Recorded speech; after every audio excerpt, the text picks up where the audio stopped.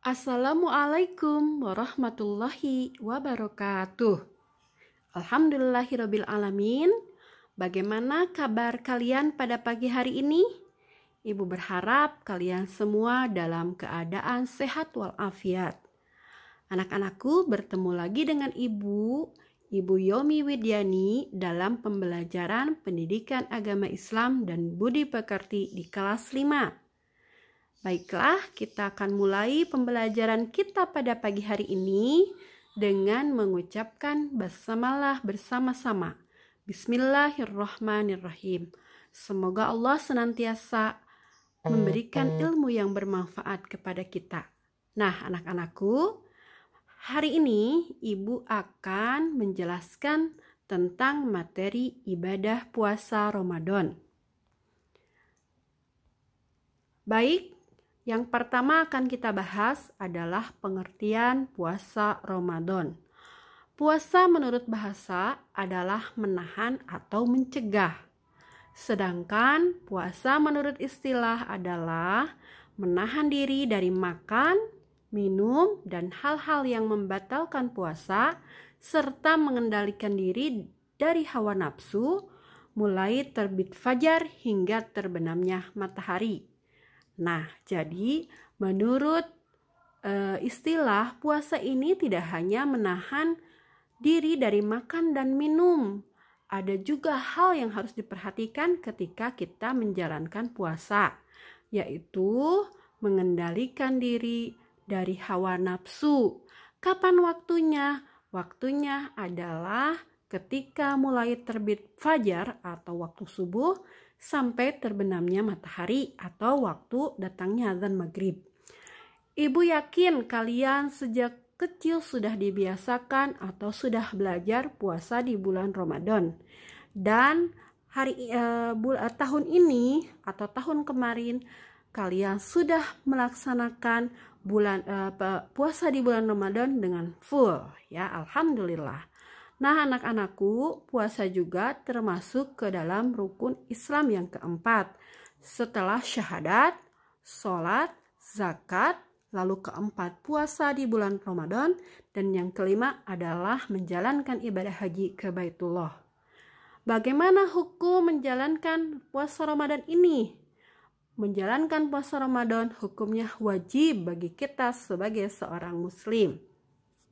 Nah, anak-anakku, dalil tentang puasa Ramadan adalah Al-Quran surat Al-Baqarah ayat 183 yang berbunyi A'udzu billahi minasyaitonir rajim. Bismillahirrahmanirrahim. Ya ayyuhallazina amanu kutiba alaikumus siyamu kama kutiba alal ladzina min qablikum la'allakum tattaqun. Artinya, hai orang-orang yang beriman, diwajibkan atas kamu berpuasa sebagaimana diwajibkan atas orang-orang sebelum kamu agar kamu bertakwa. Jadi syariat Islam ini diperintahkan oleh Allah untuk siapa? Untuk orang-orang yang beriman.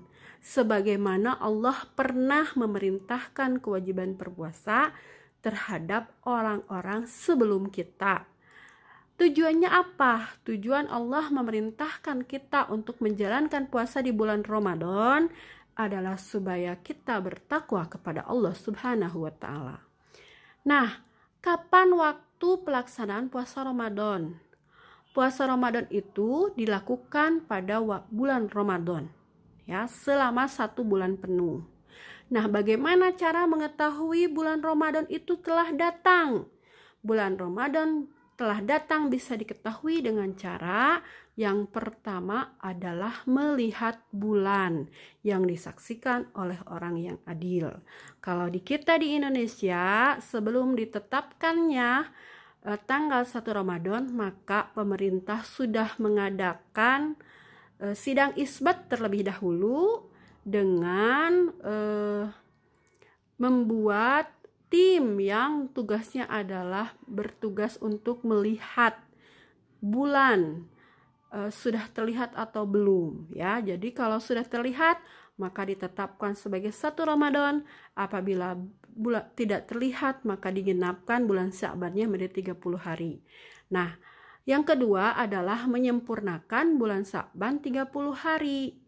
Hal ini seperti tadi Ibu bilang dilakukan apabila ketika melihat hilal, ru'yatul hilal, cuacanya buruk sehingga tidak terlihat, maka digenapkan bulan Sya'ban 30 hari, baru besoknya kita jatuh ke tanggal 1 Ramadan. Dan yang ketiga adalah ilmu hisab atau ilmu perhitungan, ya. Itu untuk menentukan datangnya bulan Ramadan. Nah, kita akan membahas syarat wajib puasa. Syarat wajib puasa itu ada 4. Yang pertama, beragama Islam. Jadi syariat puasa ini, perintah puasa ini diwajibkan oleh Allah untuk orang-orang yang beragama Islam atau orang Muslim. Kemudian syarat yang kedua adalah berakal. Jadi orang yang kehilangan akal, orang yang tidak punya hilang akal karena satu dan lain hal, seperti dia menderita gangguan jiwa, maka dia tidak wajib berpuasa. Dan yang ketiga adalah balig. Balig ini untuk laki-laki adalah usia 15 tahun atau sudah mimpi, sedangkan untuk perempuan itu sudah datangnya haid, maka dia punya kewajiban untuk menjalankan puasa. Nah, bagaimana anak-anak yang belum baligh? Tujuan mengajak mereka berpuasa adalah sebagai pendidikan untuk belajar supaya nanti terbiasa ketika dia sudah baligh. Dan yang keempat adalah mampu mengerjakan puasa. Artinya orang ini mampu dilihat dari segi kesehatan untuk menjalankan ibadah puasa. Dia tidak akan sakit apabila menjalankan ibadah puasa, maka dia wajib berpuasa. Nah, sekarang kita akan membahas syarat sah puasa. Syarat sah puasa itu ada 2. 1, suci dari haid dan nifas. Ini khusus untuk perempuan. Karena perempuan ada siklus yang namanya haid, dan ada masa ketika mereka melahirkan itu mereka mengalami masa nifas. Maka ini orang yang sedang haid dan orang yang sedang nifas itu tidak boleh berpuasa. Kemudian yang kedua adalah puasa ini dikerjakan pada waktu diperbolehkan puasa. Ya, diwajibkan berpuasa dan tidak boleh dilaksanakan pada waktu yang diharamkan ketika itu untuk berpuasa. Mana waktu yang diharamkan kita berpuasa? Yang pertama adalah hari raya Idul Fitri yang jatuh pada tanggal 1 Syawal. Yang kedua adalah hari raya Idul Adha yang jatuh pada tanggal 10 Zulhijjah. Dan yang ketiga adalah pada hari tasyrik.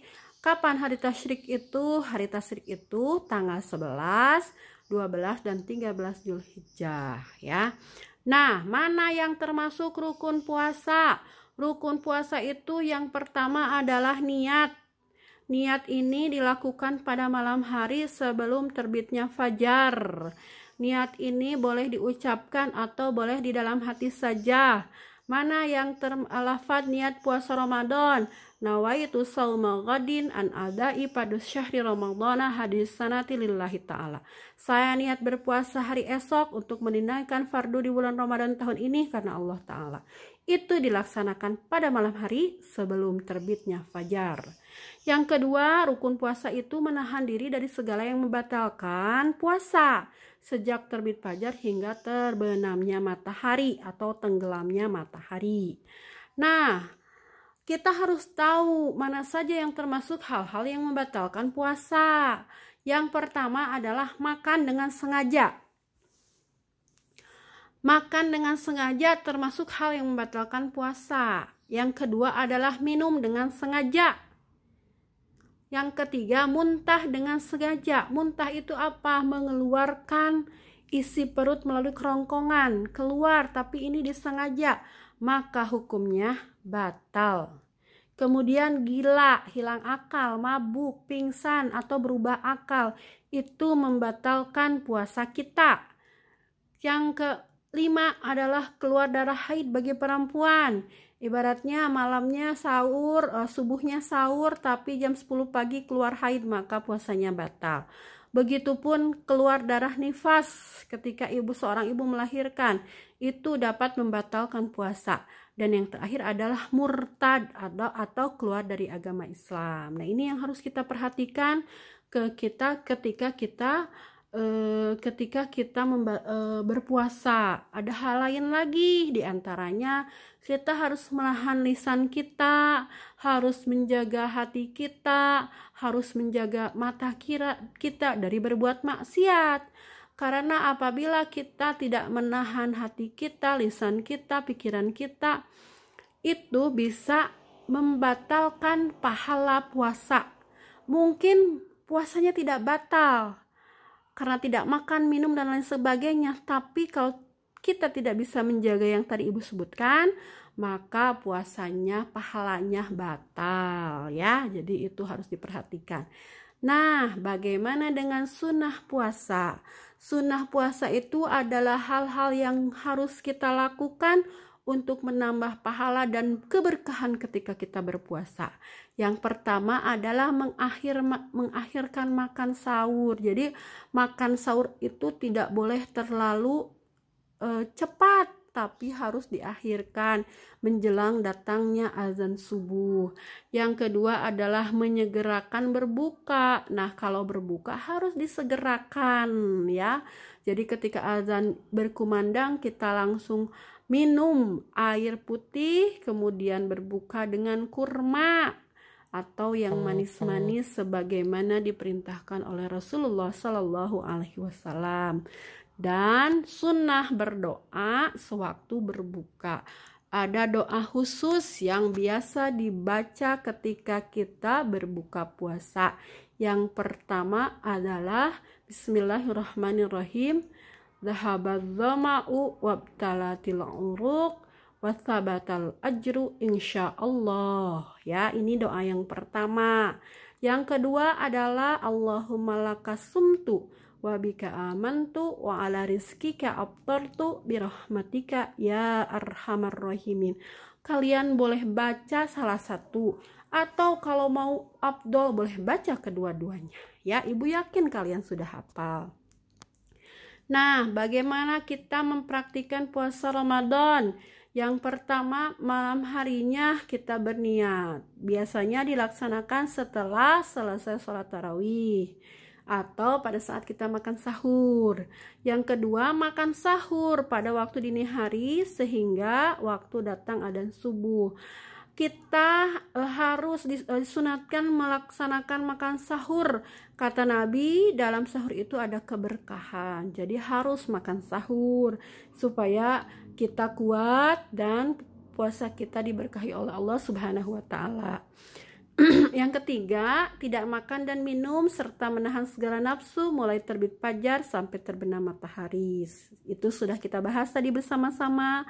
Tidak melakukan perbuatan-perbuatan tercela dan berkata kotor. Tadi harus menjaga lisan, harus menjaga hati, harus menjaga perbuatan, dan menyegerakan berbuka puasa apabila sudah sampai waktunya. Setelah adzan langsung minum air putih. Disunahkan memakan kurma ya supaya tenaga kita kembali. Setelah itu kalian sholat, boleh kemudian makan. Nah, ibadah apa saja yang diperintahkan oleh Rasulullah dilaksanakan di bulan Ramadan? Yang pertama adalah sholat tarawih, yang kedua adalah tadarus Quran. Nah, untuk dua materi ini, sholat tarawih dan tadarus Quran, Ibu akan terangkan minggu depan ya. Minggu depan bertemu lagi dalam materi sholat tarawih dan tadarus Quran. Baiklah anak-anakku, demikian pembelajaran dari Ibu pada pagi hari ini. Semoga kalian tetap semangat walaupun masih belajar dari rumah. Ya, ingat bahwa belajar itu tidak mengenal tempat dan waktu. Dimanapun, bersama siapapun, kita harus tetap belajar. Karena belajar ini adalah kewajiban yang diperintahkan oleh Allah dan Rasul-Nya. Belajar kita laksanakan dari mulai kita dilahirkan sampai nanti kita akan menghadap Allah Subhanahu wa Ta'ala. Ya, jadi tetap semangat anak-anakku. untuk terus belajar ya. Demikian pembelajaran dari Ibu. Wassalamualaikum warahmatullahi wabarakatuh.